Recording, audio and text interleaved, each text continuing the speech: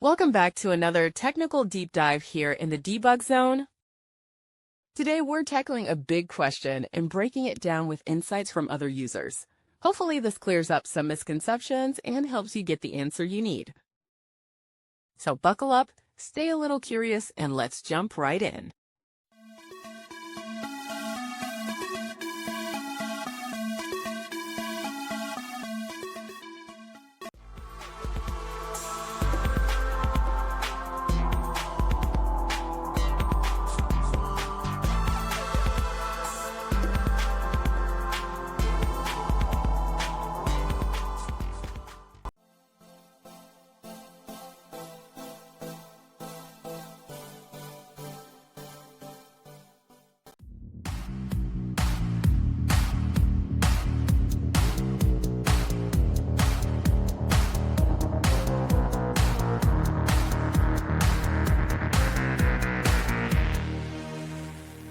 And that's a wrap.